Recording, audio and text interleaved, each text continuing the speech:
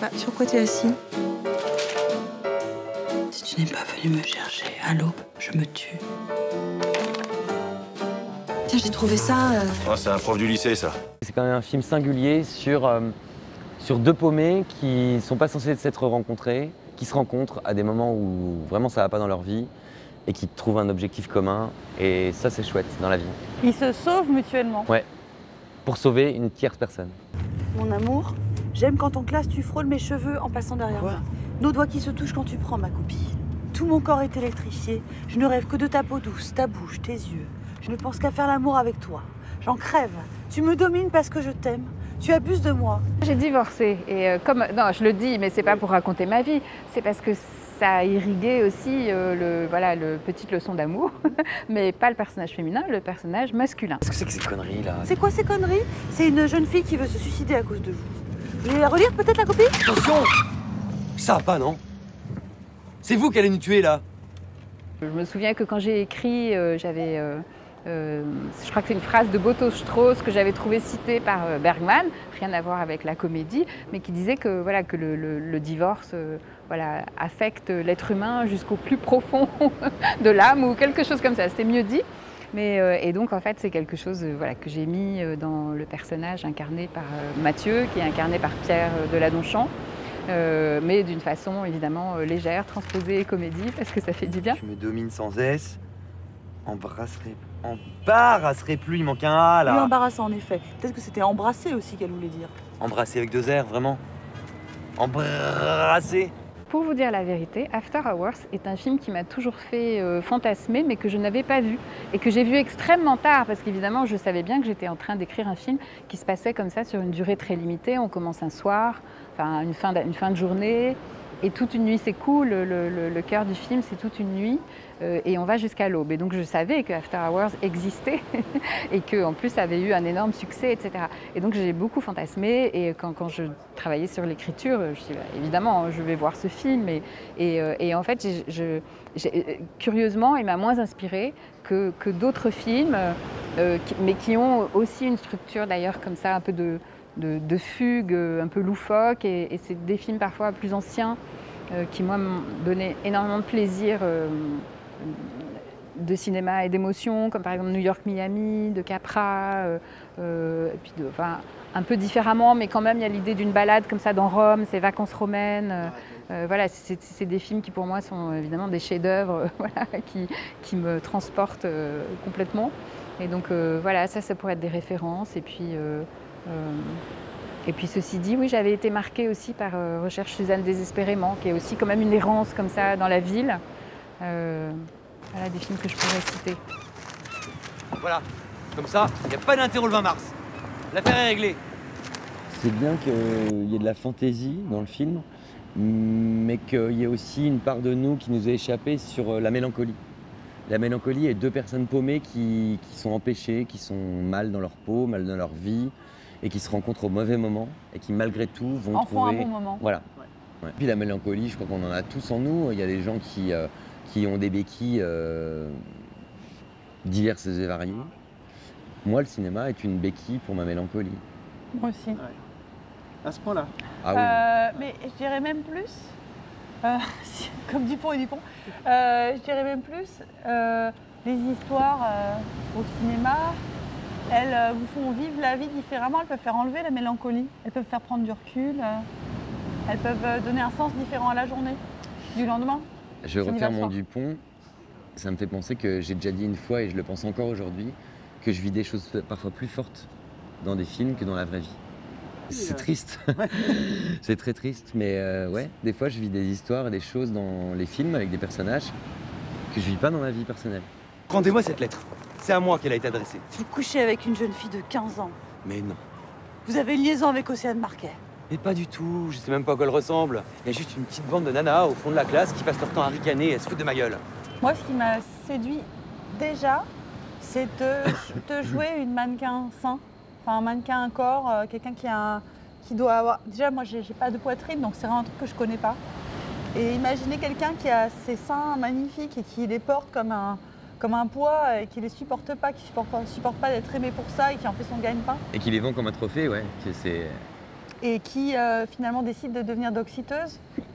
Ce truc-là, finalement, ça me touchait parce que je prends, bah voilà, notre physique, c'est quelque chose. Une femme qui n'est pas à l'aise avec son physique, qui même s'il est très beau et qui aimerait exister pour elle, ça me touche, quoi. Puis c'est quand même un des seuls métiers où votre outil de travail, c'est votre corps, votre voix, vos yeux, votre bouche, votre pensée, tout ça. Dans plein de métiers, on n'utilise pas tout en même temps. Et là, nous, on est à nu. Ouais. Et notre outil de travail, notre productivité, elle vient de tout, en même temps, tout le temps.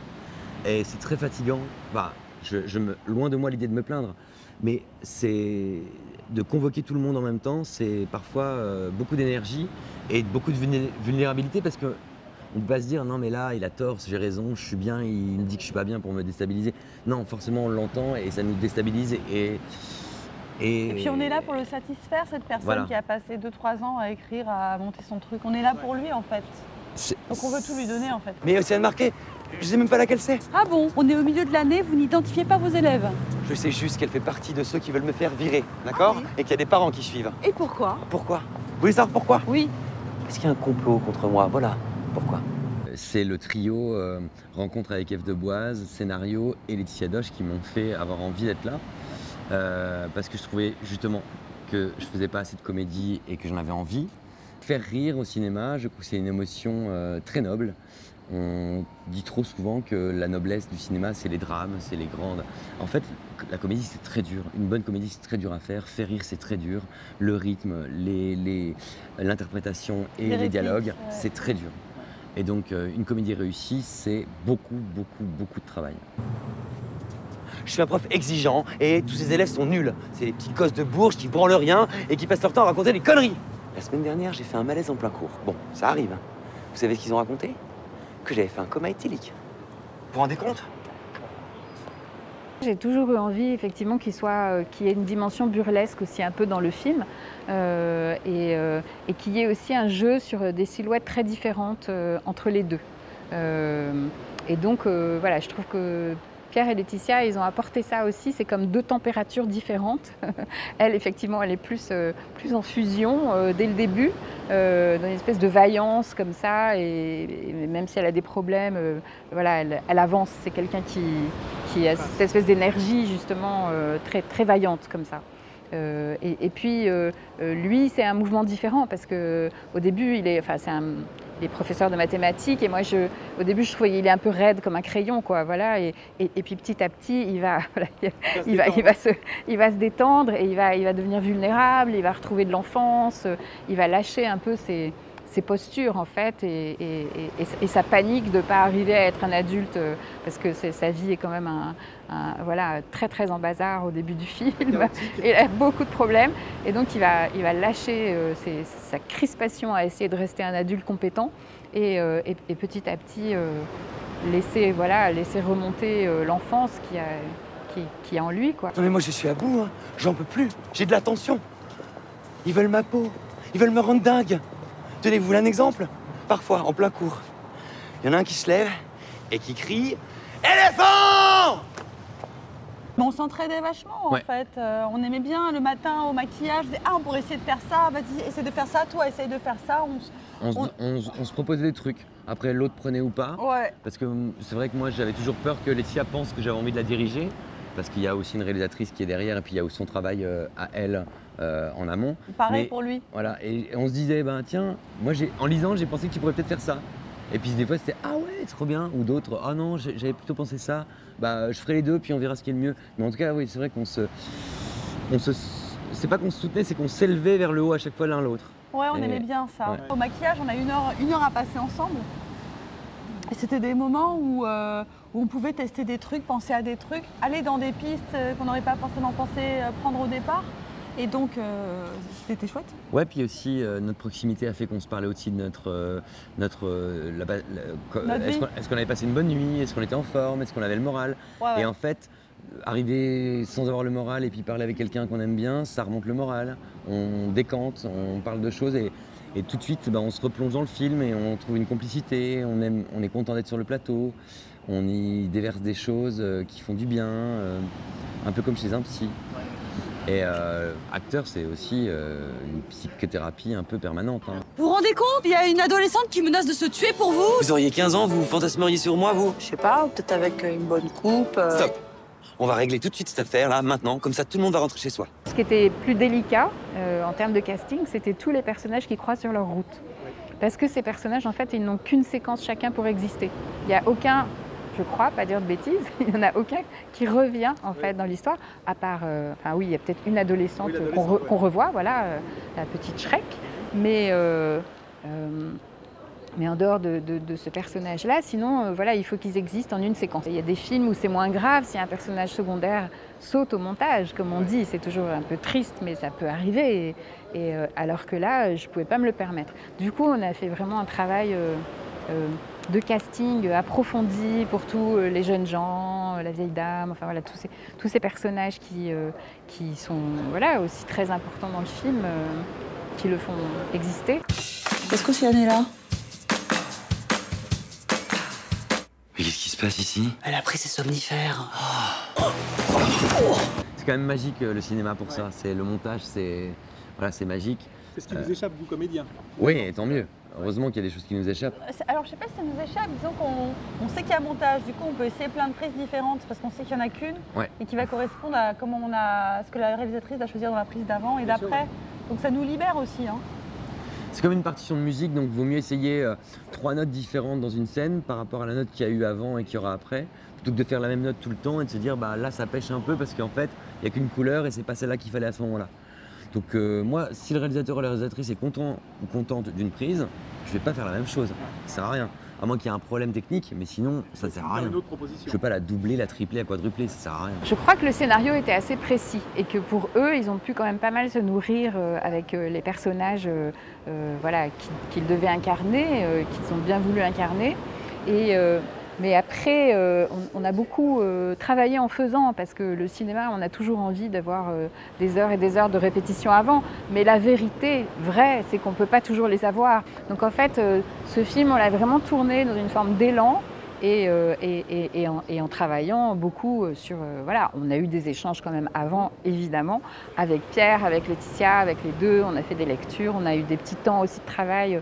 Voilà, où évidemment j'avais besoin de voir comment ils seraient dans un duo, voilà, on a dansé, ils ont dansé, on a fait des choses comme ça, parce que j'avais besoin de voir aussi physiquement comment ça résonnait entre eux. Comme Ève Deboise est scénariste et qu'elle réalisait son film, parfois on avait des petits accrochages, hein, parce qu'on ne voulait pas forcément toujours rester coincé dans quelque chose qui nous paraissait parfois pas assez humain. Ouais, ou trop écrit.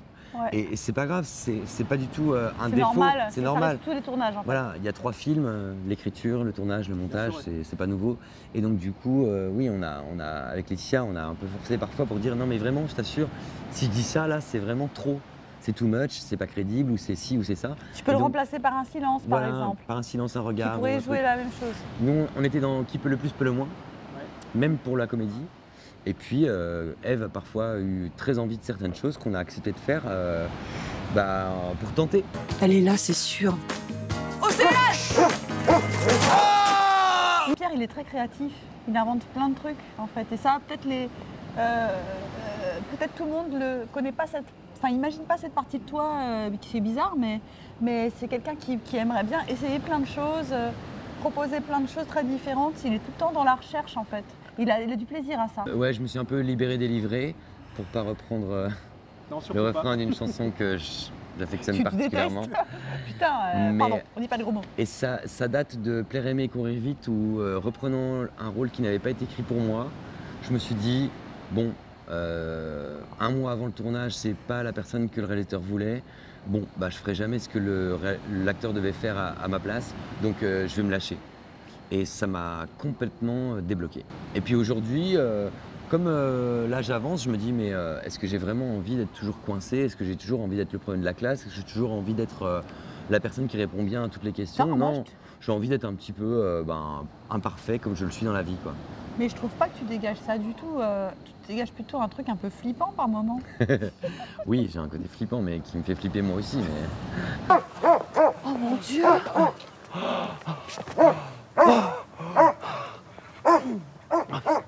Il m'a bouffé la fesse. Faites voir! Ça va pas, non? Vous étiez passé où? Doucement. En fait, on s'est trompé. On est dans la bonne rue, mais on n'est pas dans la bonne ville. On est à Ivry, pas Évry. Regardez, c'est marqué sur toutes les poubelles. Mais c'est vous qui avez rentré l'adresse dans le GPS, non? L'erreur est humaine. C'est ça qui est bien aussi, c'est que on a tous nos parts comme un espèce de diagramme, comme on dit, un truc, le truc rond là. Prisme. Non, tu sais, avec tous les camemberts là. Bah, part un camembert. Un camembert avec de la fantaisie, du noir, de la violence, de l'amour, et puis ben, je vais piocher là-dedans selon les rôles, selon ma vie personnelle aussi.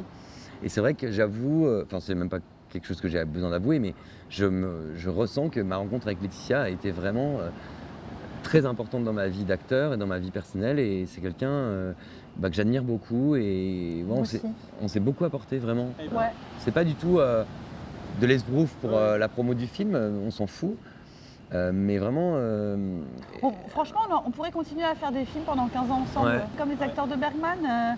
Moi, c'est toujours un truc dont j'ai toujours rêvé, le truc de troupe en fait. Ouais. Après, il faut voir si les gens, ça les embête pas au bout d'un moment de voir toujours les deux mêmes. Ne vous inquiétez pas, ma mère a été aide-soignante. J'ai une petite formation médicale. Le permis, vous l'avez au moins? J'ai voulu absolument faire ce film parce que Laetitia Doche était dans le film. J'ai aimé le scénario et j'ai rencontré la réalisatrice qui m'a beaucoup plu.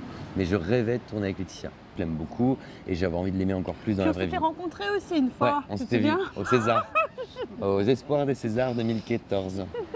Elle a la vérité, la simplicité, elle est sans filtre, elle est sincère. Et j'aime beaucoup, surtout sa fantaisie. J'aime bien, parce que je trouve que les gens qui sont pleins de fantaisie sont souvent les gens qui ont le plus de conscience du monde qui les entoure. Voilà. C'est bien dit, non? C'est très gentil, ça me touche. Mais c'est vraiment ce que je pense.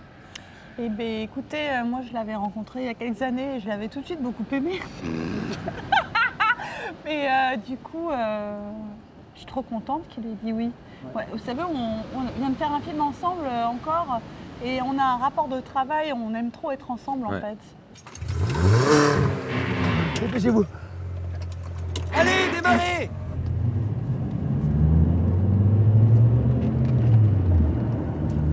Mais c'était rouge là! La fantaisie qu'elle a au cinéma, elle l'a aussi dans la vie, mais moi aussi je l'ai dans la vie et je me rends compte que je ne la mets pas assez au profit. Moins exploité, Voilà, moins montré. parce que j'osais pas en fait. J'avais peur et puis j'étais un peu coincé dans un rôle de film d'auteur prestigieux, un peu dramatique, où il faut être sérieux. Et j'ai fait des superbes films, hein, je les assume tous. Mais j'ai un peu besoin aussi de lâcher la bride et d'être un petit peu plus dans la fantaisie. Et puis aussi, on nous catalogue tellement les acteurs, Ouais. c'est à chaque fois, toi t'es pour les rôles dramatiques, pour les machins, pour les trucs, alors que la nature humaine quand même, elle est... Elle est plus riche que ça. Bah, elle n'est pas, Elle est pas casable en fait. Elle n'est pas monochrome. C'est ça qui est beau, elle n'est pas casable.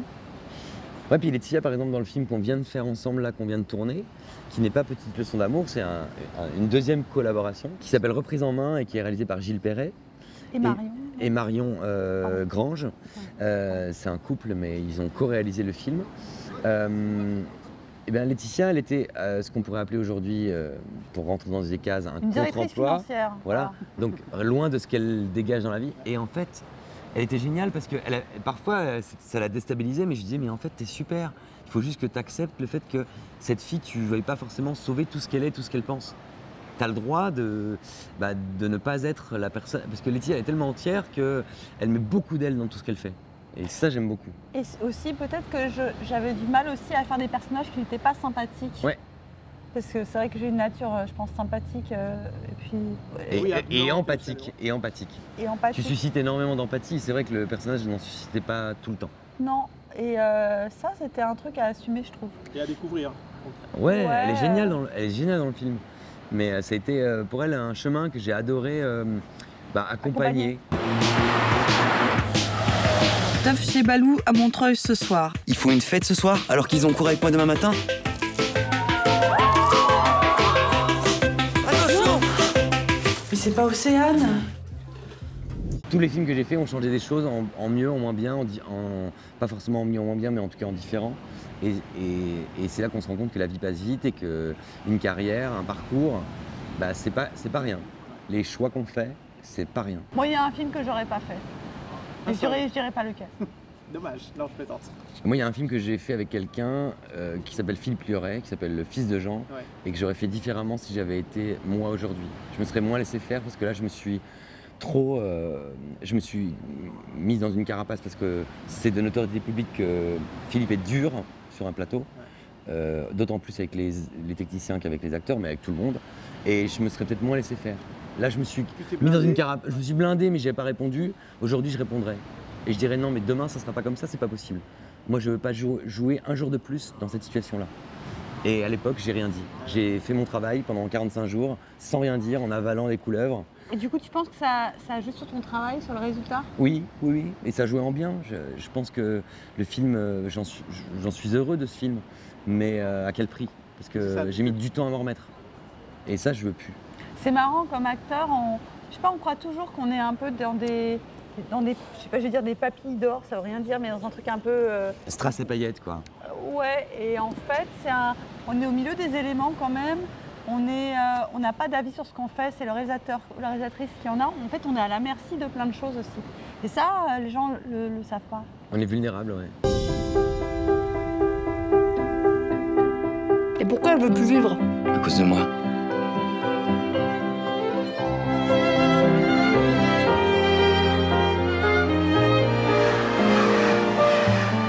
Vous y croyez, vous, qu'il y a des gens qui seraient plus heureux que d'autres comme ça, par nature? J'ai un cauchemar. Je vais me réveiller. Et vous aimeriez justement être de l'autre côté? Être à l'origine de... On est en Non, train. mais alors, on est en train, et c'est grâce à Pierre. Pierre, pendant le tournage, il me disait, mais écris. Puis effectivement, je viens de finir mon scénario, là. Voilà. Que j'ai presque fini de lire et qui est magnifique. C'est vrai? Ouais, mais je savais que Laetitia avait ça en elle et je lui ai juste dit fais-le. Elle osait pas et j'ai dit mais fais-le, tu verras bien. Si t'es pas content, tu jettes. Et en fait, évidemment, je le savais, c'est merveilleux parce que toute la fantaisie, j'aime pas trop ce mot parce qu'il pourrait faire penser à de la légèreté. Toute la richesse et la singularité de Laetitia dans sa vie se retrouve dans son scénario, se retrouve dans son écriture, et sa profondeur aussi, parce que malgré toute la légèreté qu'on peut lui trouver dans son attitude, c'est quelqu'un de très profond, de très réfléchi et de très intelligent. Et ça se voit dans le scénario. Et donc ça, moi, ça m'a vraiment... C'était jubilatoire de lire quelque chose qu'elle avait produit parce que je savais que ce serait comme ça. Et après, ce sera lui. Et je suis en train aussi d'écrire mon premier long métrage. Mais... Merci. C'est génial finalement de se trouver comme ça et finalement qu'il y ait une émulation entre vous et pour le meilleur en fait. C'est très précieux. Ouais. On s'en est rendu compte à la deuxième fois. La première, on l'a vécu et puis on s'est dit c'est super. La deuxième fois, on s'est dit ah putain, c'est quand même précieux. Et du coup, maintenant, on en a conscience et on veut que ça reste. Et, Ça s'approfondisse voilà. encore. Ouais.